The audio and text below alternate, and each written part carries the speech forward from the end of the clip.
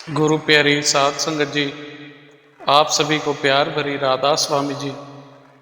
गुरु प्यारी साध संगत जी, सुबह सुबह यदि हमारे सतगुरु की दृष्टि हम पर पड़े तो हमारा सारा दिन कितना अच्छा गुजरता है। आप अभ्यास में देखते हैं न कि सत्संग के दिन हम सभी चाहते हैं कि हम आगे आगे बैठें ताकि हमारे सतगुरु की दृष्टि हम पर पड़े। बाबा जी कहते हैं, मेरी संगत जहाँ तक बैठी है मेरी दृष्टि सब पर बराबर है।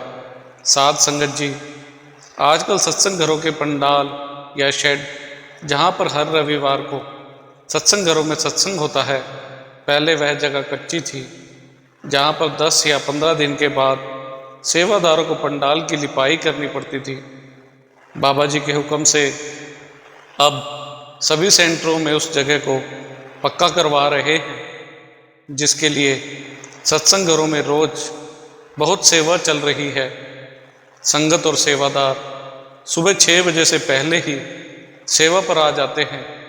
यहाँ पर कई प्रकार की सेवा होती है, जो जैसी सेवा कर सकता है वही कर लेता है। जैसे रोड़ी की सेवा, ईंटों की सेवा, मिट्टी की सेवा, रेत की सेवा, सफाई वगैरह सब सेवाएं चलती हैं। बच्चों की छुट्टियां हैं, अभी उन्होंने स्कूल नहीं जाना तो बच्चे देर तक सोए रहते हैं और मम्मी पापा जो सत्संगी हैं सत्संग घरों में आकर सेवा करते हैं और अपने जीवन को सफल बनाते हैं। कई सत्संगी कहते हैं, हम ब्यास जाकर तो सेवा नहीं कर सकते, पर सोचते हैं चलो यहीं पर ही 1-2 घंटा सेवा कराएं। वह कहते हैं, वैसे तो हम घर में 1 गिलास पानी भी अपने आप नहीं पी सकते, पर इस सत्संग घर के गेट के अंदर आते ही हम में कोई ऐसी शक्ति, ऐसी पावर आ जाती है कि हम यहाँ पर भाग भाग कर सेवा करते हैं। वैसे हम सेवा करने वाले कौन हैं?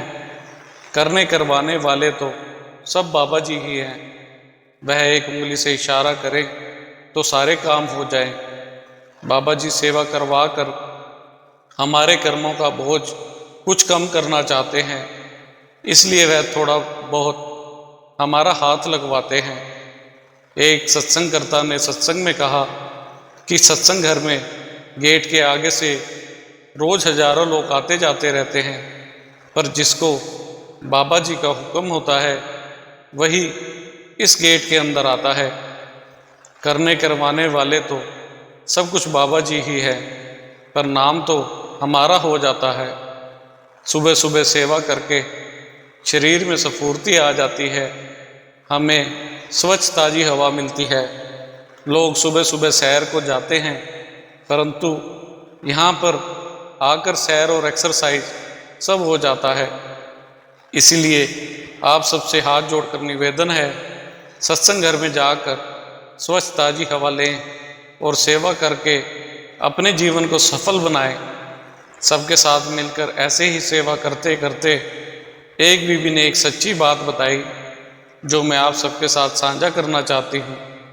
साध संगत जी, उस बहन ने बताया, मेरी 25 साल की शादीशुदा लड़की मेरे साथ ब्यास जाकर बाबा जी से नामदान लेकर आई थी। उसके 2 छोटे छोटे बच्चे हैं जो वह अपनी सासू माँ के पास छोड़कर गई थी। नाम लेने के बाद 3-4 साल तक सब ठीक रहा। वह भजन सिमरन को पूरा समय देती थी, लेकिन फिर उसे पता चला कि उसे कैंसर है, वह भी 3rd स्टेज का। तो उसके मन में यह था कि मैं भजन सिमरन को पूरा समय देती हूँ, फिर भी मुझे यह बीमारी क्यों हो गई। उसने भजन सिमरन बिल्कुल बंद कर दिया। उसके पति ने उसका बहुत इलाज करवाया, जहाँ जहाँ डॉक्टरों ने कहा वह उसको वहाँ लेकर गए। वह बोली, हम तो गरीब हैं, पर लड़की के ससुराल वाले अच्छे पैसे वाले हैं। उन्होंने मेरी बेटी का बहुत इलाज करवाया, कोई डॉक्टर नहीं छोड़ा।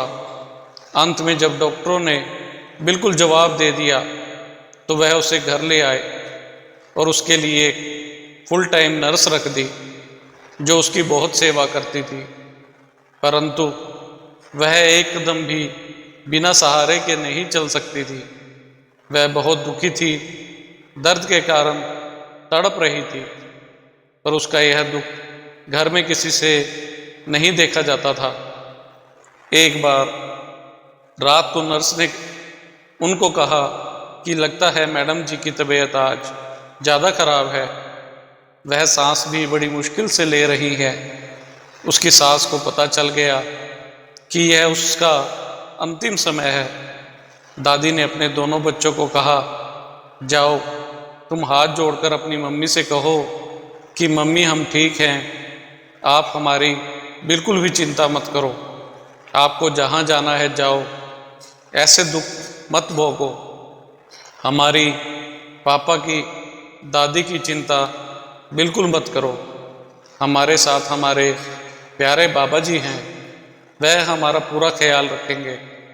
अगर बाबा जी आपको भी लेने आए तो आप उनको मना मत करना, उनके साथ चली जाना। उनको यह मत कहना कि मेरे बच्चे अभी छोटे छोटे हैं, माँ हम आपको ऐसे दुख भोगते हुए बिल्कुल भी नहीं देख सकते। तब माँ ने मरते मरते अपने बच्चों को भक्ति का और नाम का महत्व समझाया। बच्चों, मुझे मरने का कोई गम नहीं है, दुख तो इस बात का है कि मैंने अपने को सुंदर रखने के लिए क्या क्या नहीं किया। मैंने जिंदगी में कभी चाय नहीं पी, तला हुआ और मसाले वाला भोजन नहीं खाया, कभी पूरा पेट भरकर खाना नहीं खाया कि कहीं मेरा वजन ना बढ़ जाए और मैं बेडौल ना हो जाऊं। मैं हमेशा अपने मन को मारती रही।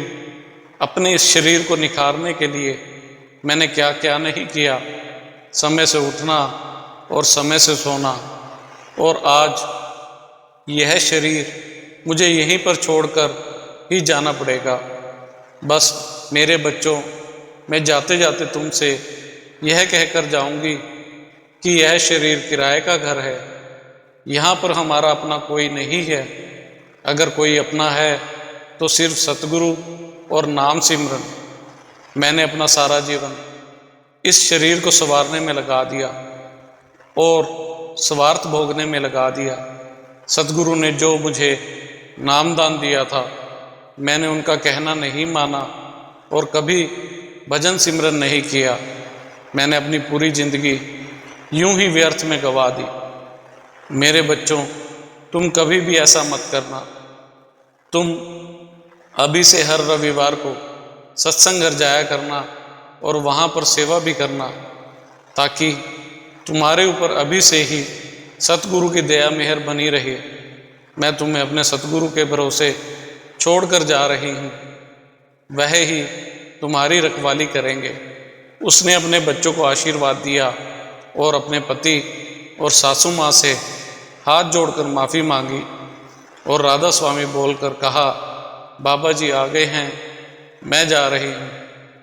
जब घड़ी में समय देखा तो सुबह के 3 बजे अमृत वेले और वह चली गई। परिवार के लोगों में रोने की बजाय कहा, हम अपना जीवन सत्संग और सिमरन में बिताएंगे, उसे आंसू देकर उसका बोझा और नहीं बढ़ाएंगे। वह यहाँ पर इतना दुख भोग कर गई है, अब बाबा जी के पास है, हमें अब उसकी कोई चिंता नहीं, अब बाबा जी ही उसका ख्याल रखेंगे। साथ संगत जी, सतगुरु से नाम लेकर अगर हम भजन सिमरन नहीं करेंगे तो फिर हमारे लिए 84 तैयार है, जिसमें हम हमेशा भटकते रहेंगे। इसी के साथ इजाज़त चाहते हैं, मिलते हैं अगली साखी में। तब तक के लिए राधा स्वामी जी। अगर आपको हमारी ये साखी अच्छी लगी हो तो कमेंट में राधा स्वामी जी अवश्य लिखें और चैनल को सब्सक्राइब करना ना भूलें जी। राधा स्वामी जी।